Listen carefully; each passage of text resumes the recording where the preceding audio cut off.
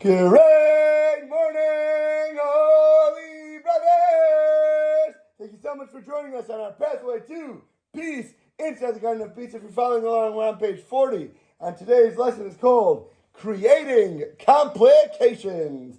Here we go. Emphasis. I cannot sufficiently emphasize the importance of this foundational, fundamental, prime principle in building a magnificent marriage. Never, ever, ever, whether, no matter what type, going tornadoes, never commenting, and never what? Criticizing. These are the two rules you have to live your life by. Criticism is so damaging and so devastating to a wife that it can literally lead to physical illnesses and health complications. Hello? Just talking from a science perspective. What do we say? Forget Torah for a second. Yes, that your emotions control your health for sure. 100%. What people think about, what stresses them out, literally squeezes the kidneys, it pushes out epinephrine, all these chemicals flood through the body, lactic acid, everything builds up inside the muscles. As I know as a doctor and therapist myself, and it causes the muscles to tighten up. And the more they're pumping, the more things tighten, and the more over time, things get so stressed and so tight, and everyday muscles are literally breaking down and regrowing, and if they're so close, the body thinks it should be that way, and tries to hold it that way, and fibers regrow, and they get stuck together like spider webs, and they grow these scar tissues between them, and people are literally making their muscles not be able to function in the way that they should, because they're losing what they had originally, and all this is building up and tightening, and it destroys them because all of a sudden they can't move their neck left or right because the muscles are not able to do what they can, and it causes pain, causes inflammation, and all these things are so easily avoided if people, A, didn't have stress in the first place, knew how to handle their lives, or if they did have stress, know how to have outlets to be able to use them in a proper setting. Nobody's saying you should bottle everything up because that's terrible. You need an outlet. You need somewhere to be able to express your emotions. So have a therapist if you want to talk to somebody. Have a best friend if you want to talk to somebody. Have God if you want to run out to the field and cry, scream, dance, whisper, whatever you want to do. But be able to get it out of your system so you can express it. And it doesn't mean you have to be depressed all day. 1 hour a day set aside to be able to express your emotions, talk and communicate with your Creator. And besides for that, you can also do physical great things for your body to take the stress away when it's been built up inside, like getting massages. Not just when people have pain. You don't wait when your car explodes to take it to a mechanic. People know every, 5,000 miles, you got to do an oil change. There's nothing wrong with your car. But you want to keep it running in tip-top condition so they know when it hits a certain number, they go and they bring it in. Or every 3 or 4 months, they bring it in. So how much more so a car that you can trade in or buy a new one, at least another one, your body is yours for life. This is what you get. You don't get a replacement every 2-3 years. So how much more so should you take care of your body, which is with you for life? And the Rambam says he was a doctor and a great scholar. It is a mitzvah, it is obligation to take care of your body because it's the vehicle to be able to, for your soul to move. It's like those transformers with the guys inside. You know, they move all the robots and everything. That enables them to do everything, to fight, to climb, to build, whatever it might be. But they need to make sure that the soul is what's driving the body and not the body driving the soul. When you get in your car, you realize that it's there. You get in the car. Why? Why do you get into a vehicle? What's the purpose? To go somewhere. To get to a destination. Most people in the normal mind, unless you need to run out to the house and have some quiet time, whatever, you get into a vehicle because you want to get somewhere. So our body is designed to be able to get us to a destination, to be able to fulfill the mitzvahs, to accomplish in this world. So recognize and put that secondary and make your soul primary. And every single time, every decision you make should be driven by the soul, not the body. Even if you have to eat, I want to eat because I want to be able to function better, to be able to serve God better, to have energy. Why do I sleep? Not just to be like an animal and lay down on the bed. Before you go to bed, say, I'm going to bed right now in order that when I wake up in the morning, I should have more energy, I should have more health, and I should be able to do everything I want to at tip-top shape. Then you know what happens to your sleep? Instead of being a waste of your life, it literally becomes a mitzvah. You're transforming it into a good deed that you get checked off in Shemayim in the next world, because you're making it something holy. Everything we do physical can be done with a good mental attitude and a focus and an intention that you can get credit for. If you're going to do it anyway, why not make it something good and get credit for it? It seems so silly. But all you have to do is either say something or have an intention about it. And then you get rewarded for it. It's ridiculous. So when we stop and think about some things that some people react, the way that the wives respond, whatever ailments, think of in your life at times where you were sick, whether somebody had a cold or had a very bad accident or had a really big sickness, God forbid. Understand that many, if not all of these, can be mitigated and avoided if there was much more balance in your body, physically, emotionally, and mentally, to have much more peace in your life and your wife's life as well. Huge lesson for today. Even just hearing that is golden enough itself. As long as a husband continues criticizing his wonderful wife, it's pointless to deal with other factors that are affecting marital peace. Again, if somebody is blasting his wife with words that are hurting her and destroying her, stop trying to look for alternatives to make the marriage better. Think, oh my gosh, my wife is only upset because she doesn't have a maid. My wife is only upset because the kids don't wake up nicely in the morning. Those things, everything in your life is given to you by God.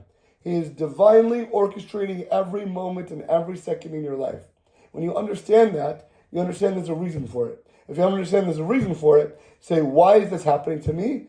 Are there other things that I can do to make it better in A, that I won't have B, C, D, E, and F happen in my life?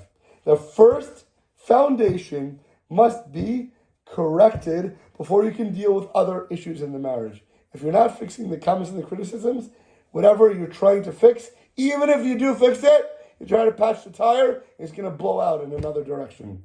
A husband should therefore appeal to Hashem for help every single day, without fail, in refraining from commenting, refraining from criticizing his wife in any single way, whatever happens, no matter what.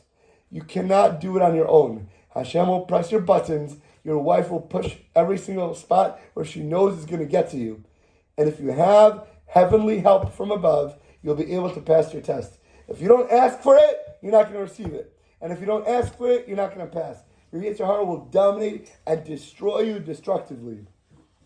Husbands are amazed to see the striking difference in their relationships as soon as their wives begin, as soon as they can see that in their wives beginning to completely change, even the moment they begin to work on something so slightly, when they start to commit to it, even before they don't do it, and they don't stop themselves. But if they have an intention, they have a kavanah, they want to have a want to do it in the first. Many people say, "Oh, I want to be better. I want to learn Torah." They really don't want it. They're completely lying to themselves.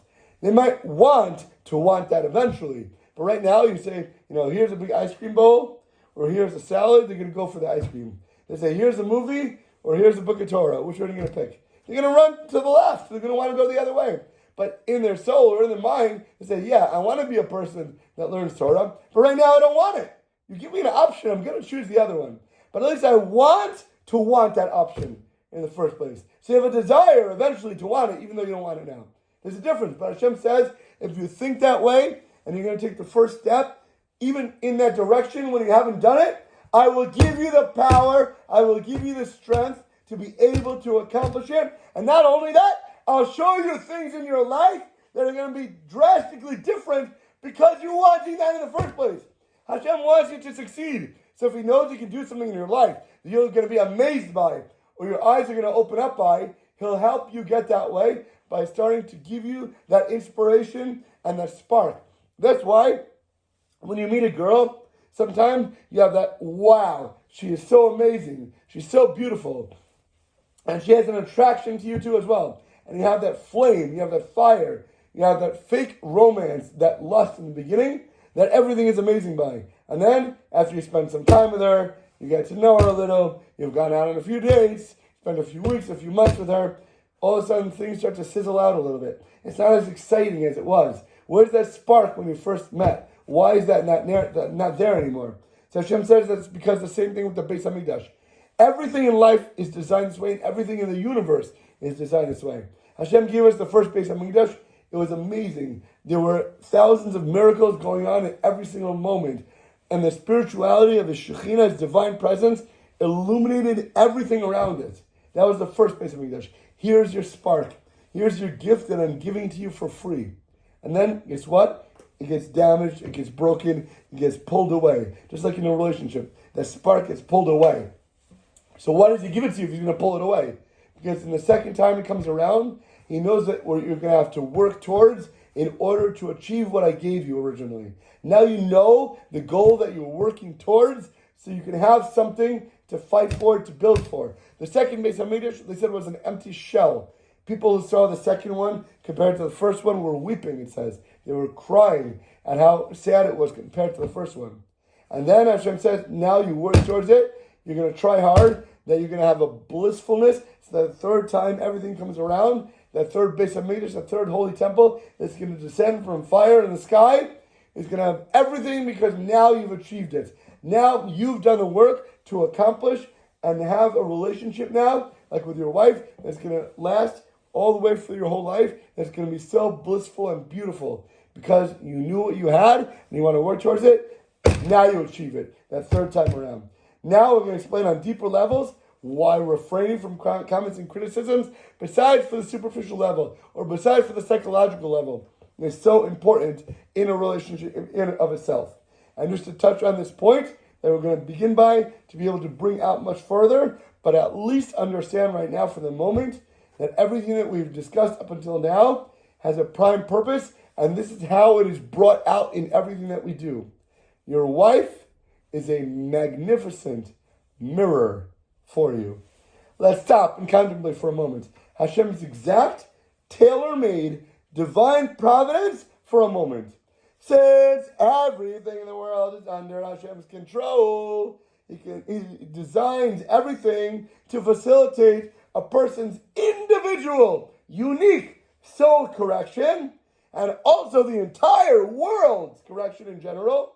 There must be a rationale why God instills inside a wife zero tolerance. You know the zero tolerance rule? Sometimes when people are drunk driving behind the wheel, they have numbers. They also have a zero tolerance policy for things. Why would Hashem make a wife with a zero tolerance policy for comments and criticisms? So many people ask me, but no. If I say it to her nicely, or I don't tell her to her all the time, I'll tell her once a week or once a month, then she'll be able to accept it because the whole month, 99.99% of the time, I've been good. You know what God says? No flipping way. I don't care how good you are. If you mess up even one moment and one time, zero tolerance policy. There's going to be a reaction. There's going to be a volcanic eruption that's going to come your way and burn down everything boiling in its path. So the question is why? Why can't Hashem have her be a little bit rational, at least once a month? Be able to talk to me in a pleasant voice, have a normal conversation. What is the lesson we need to learn from this? Why can't the soul inside of her tolerate any little form of tiny criticism? With that, we will leave you on a cliffhanger. Have an awesome, graciously amazing rest of your day.